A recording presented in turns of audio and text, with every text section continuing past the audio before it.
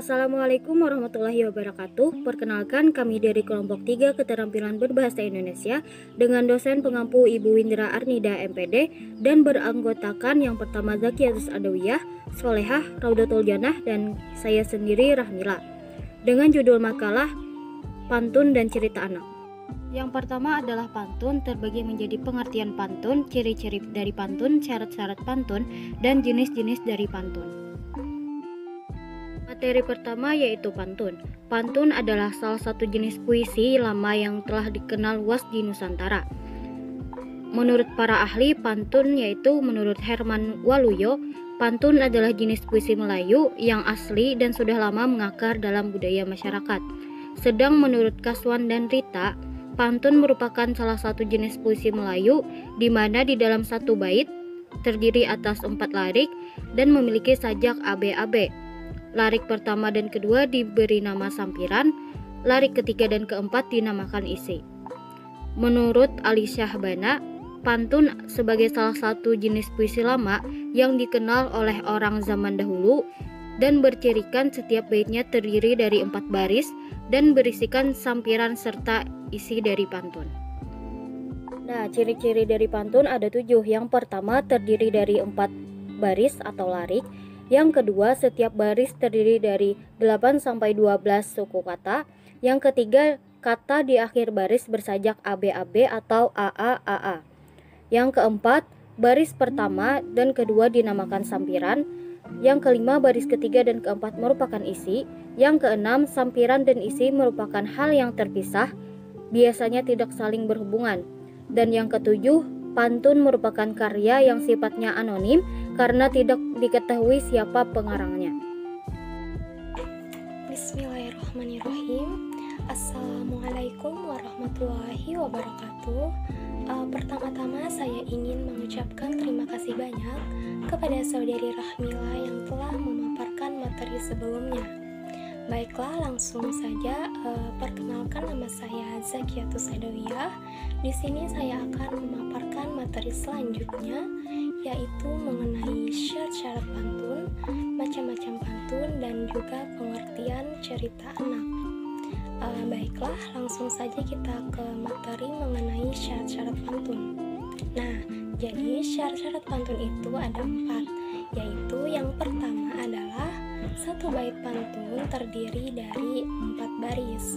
Lalu yang kedua adalah baris pertama serta baris kedua merupakan sampiran di dalam pantun. Sedangkan baris ketiga dan keempat merupakan isi dari pantun. Lalu syarat yang ketiga adalah satu baris pantun terdiri dari 8 sampai 12 suku kata. Lalu syarat pantun yang terakhir atau yang keempat adalah pantun bersajak AB-AB atau AAAA. Baiklah, kita lanjut ke materi macam-macam pantun. Nah, macam-macam pantun ini terbagi menjadi 2 bagian.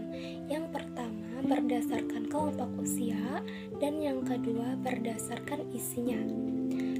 Di bagian berdasarkan kelompok usia ini terbagi beberapa macam pantun. Yang pertama adalah pantun anak-anak. Nah, pantun anak-anak ini adalah jenis pantun yang mempunyai hubungan dengan masa kanak-kanak. Nah, pantun anak-anak bisa menggambarkan makna sukacita dan juga makna dukacita. Lalu yang kedua adalah pantun remaja. Pantun remaja ini adalah jenis pantun yang mempunyai hubungan dengan kehidupan pada masa muda. Pantun remaja ini umumnya berhubungan dengan perkenalan, hubungan asmara, rumah tangga, perasaan, serta nasib. Lalu yang ketiga adalah pantun orang tua. Pantun orang tua adalah jenis pantun yang mempunyai hubungan dengan orang tua. Nah, umumnya pantun orang tua ini bertemakan tentang adat budaya, agama, nasihat, dan lainnya. Lalu ke bagian macam-macam pantun yang berdasarkan isinya, ada juga terdapat beberapa macam pantun. Yang pertama adalah pantun sukacita. Pantun sukacita ini adalah jenis pantun yang berisi ungkapan perasaan gembira atau kebahagiaan. Dalam pantun ini berisi ungkapan sukacita dan kebahagiaan seseorang. Lalu yang kedua adalah pantun duka cita. Pantun duka cita ini adalah pantun yang berisi ungkapan kesedihan atau duka. Pantun ini isinya mengungkapkan duka cita dan kesedihan yang sangat mendalam. Kemudian yang ketiga adalah pantun cinta. Pantun cinta merupakan jenis pantun yang isinya berisi pesan yang berhubungan dengan cinta, keromantisan, rindu antara dua insan. Hingga saat ini masih banyak orang yang menggunakan pantun cinta untuk mengungkapkan perasaannya kepada seseorang. Lalu yang keempat adalah pantun nasihat. Nah, pantun nasihat ini memiliki isi yang bertujuan menyampaikan pesan moral dan didikan. Pantun nasihat biasanya memiliki pesan-pesan bijak yang mengajak kita untuk berbuat baik. Lalu yang kelima adalah pantun agama. Tujuan dari pantun agama ini sama dengan pantun nasihat, yaitu memberikan pesan moral dan didikan. Pantun agama membahas mengenai manusia dengan penciptanya. Lalu yang keenam adalah pantun adat istiadat. Nah, pantun adat istiadat ini adalah jenis pantun yang isinya berupa pepatah dan petuah. Umumnya pantun ini digunakan untuk menjunjung tinggi nilai adat. Lalu yang ketujuh adalah pantun nasib. Pantun nasib adalah jenis pantun yang menceritakan keadaan diri. Pantun nasib biasanya menceritakan keadaan seseorang saat berada di perantauan. Lalu ada juga pantun peribahasa. Pantun peribahasa merupakan pantun yang di dalamnya terdapat kalimat peribahasa yang pada umumnya memiliki susunan tetap. Selanjutnya ada pantun perkenalan. Pantun perkenalan adalah jenis pantun yang berisi tentang proses perkenalan diri dan pertanyaan kepada lawan bicaranya. Lalu yang ke-10 ada yang namanya pantun persahabatan. Pantun persahabatan ini adalah jenis pantun yang isinya bertemakan tentang persahabatan atau hubungan dengan teman dan kenalan dekat. Lalu yang ke-11 ada yang namanya pantun kiasan. Pantun kiasan ini berisi bahasa atau kalimat kiasan. Hal ini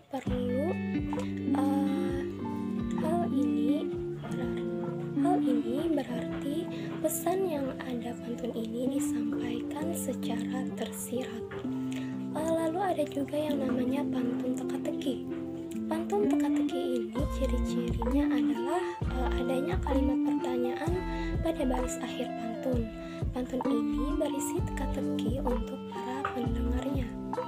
Lalu ada yang namanya pantun perpisahan. Pantun perpisahan adalah jenis pantun yang berisi tentang perpisahan atau perceraian, namun bukan spesifik berpisah seperti karena kematian. Baiklah, kita lanjut ke materi mengenai pengertian cerita anak.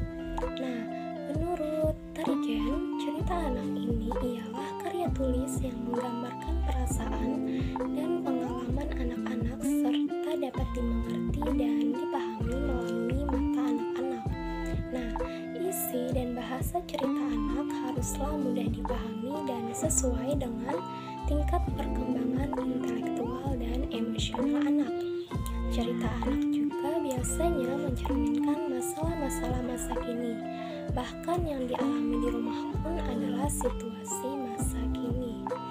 Kemudian menurut Sarumpet, dia menyatakan bahwa cerita anak ialah cerita yang ditulis untuk anak-anak, yang berbicara mengenai kehidupan anak dan sekeliling yang mempengaruhi anak.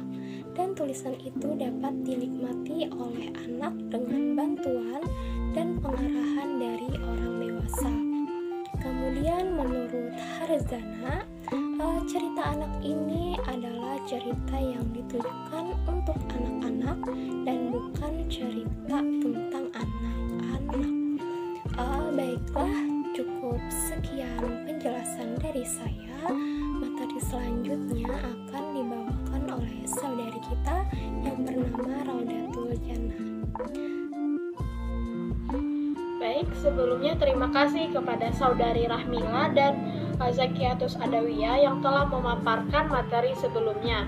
Langsung saja perkenalkan, di sini saya Raudatul Jannah yang akan memaparkan materi selanjutnya mengenai ciri-ciri cerita anak dan unsur-unsur cerita anak. Baik, langsung saja kita bahas mengenai ciri-ciri cerita anak terlebih dahulu. Menurut Puryanto, ada 7 ciri dan syarat cerita anak. Yang pertama yaitu mengandung tema yang mendidik. Yang kedua, alurnya lurus dan tidak berbelit-belit. Yang ketiga, menggunakan setting yang ada di sekitar atau yang ada di dunia anak. Yang keempat, tokoh dan penokohan mengandung peneladanan yang baik. Yang kelima, gaya bahasanya mudah dipahami oleh anak-anak tapi dapat mengembangkan bahasa anak. Yang keenam, sudut pandang orang yang tepat. Dan yang ketujuh, imajinasi masih dalam jangkauan anak-anak. Nah, dari menurut Puryanto ini, mengenai ciri dan syarat cerita anak itu mencakup dalam jangkauan anak-anak. Artinya tidak berbelit-belit, alurnya pun jelas, dan masih tertangkap imajinasi anak-anak. Nah, selanjutnya di dalam ciri-ciri cerita anak terdapat karakteristik cerita anak. Menurut Nodelman, terdapat 4 karakteristik cerita anak. Yang pertama yaitu gaya bahasa yang sederhana dan langsung karena disesuaikan dengan usia pembaca, yaitu anak-anak. Yang kedua, ceritanya difokuskan pada aksi, yakni apa yang dilakukan oleh tokoh dan cerita tersebut dan akibat dari tindakan tersebut. Yang ketiga, disertai dengan gambar atau ilustrasi yang berfungsi untuk memberikan informasi visual dan emosional yang tidak dapat dikomunikasikan melalui teks. Nah, di sini terkadang anak-anak itu suka melalui gambar, tidak hanya tulisan. Jadi melalui gambar-gambar itulah yang menjadi nilai tarik untuk anak-anak.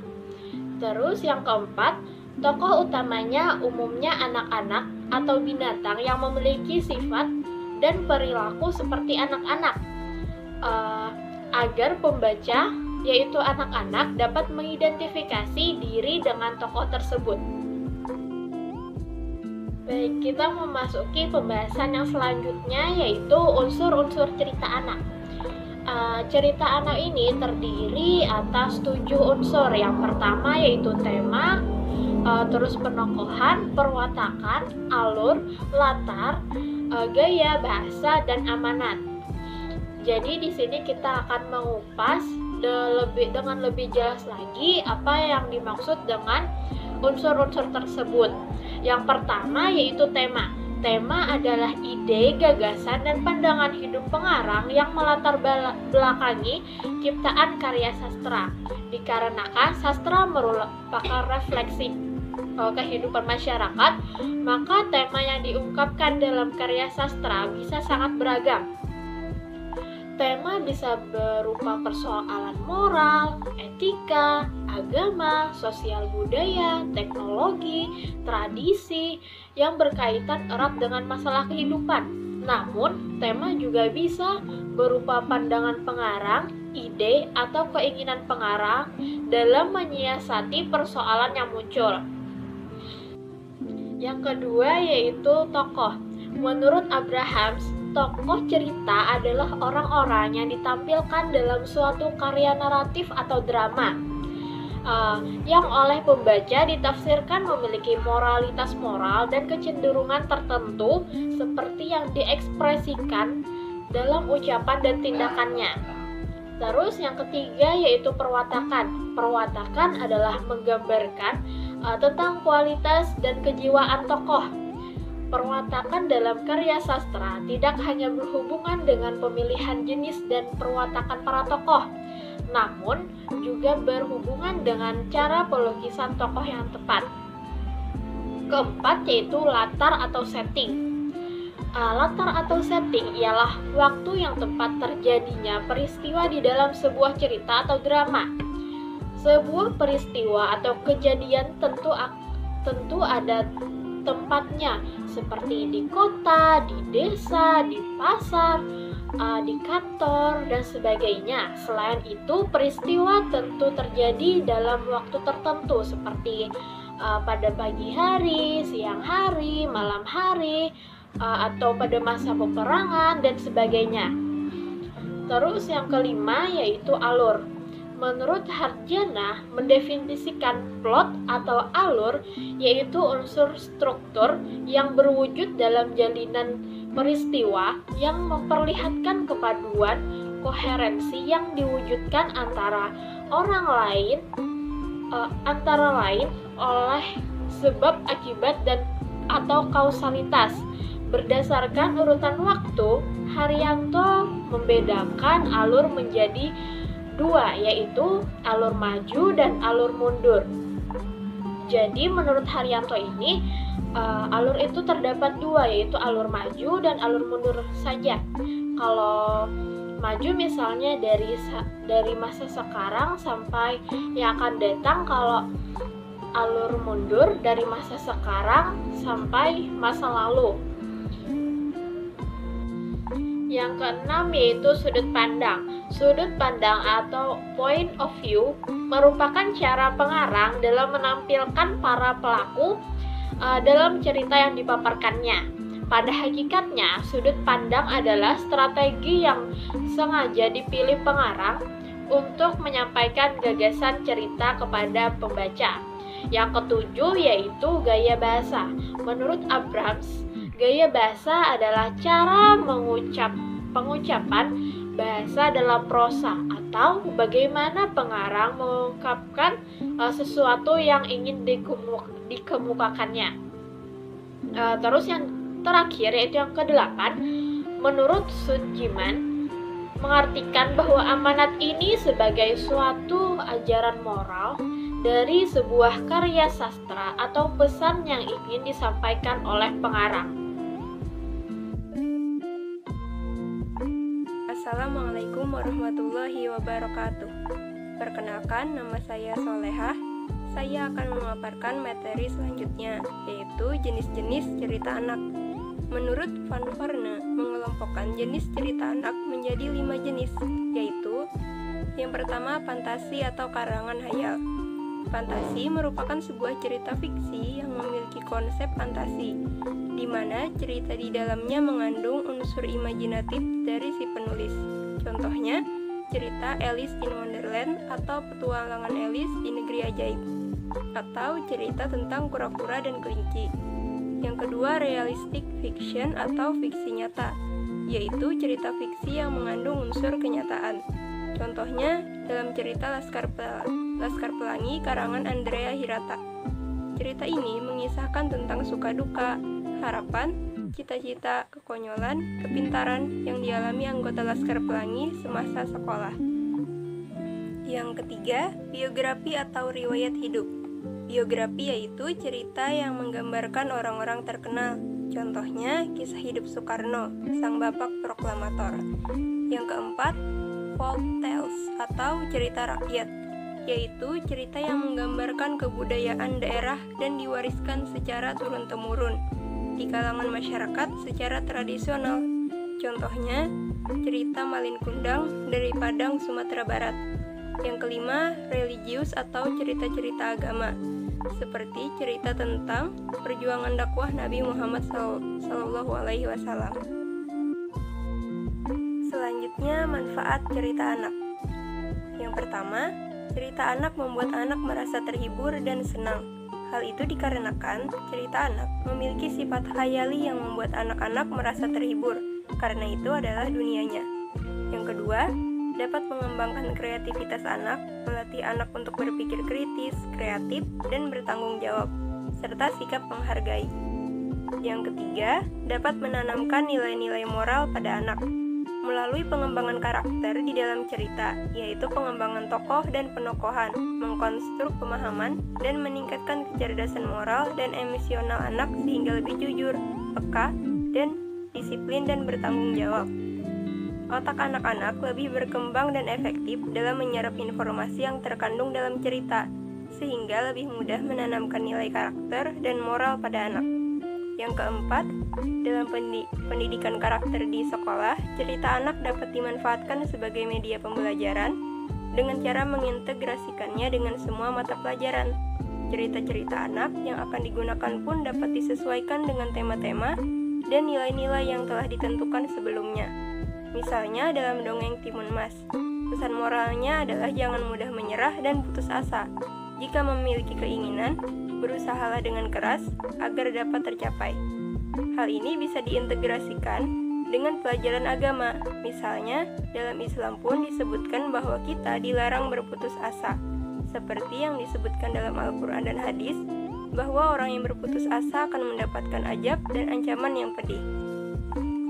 Sekian penjelasan dari saya. Wassalamualaikum warahmatullahi wabarakatuh.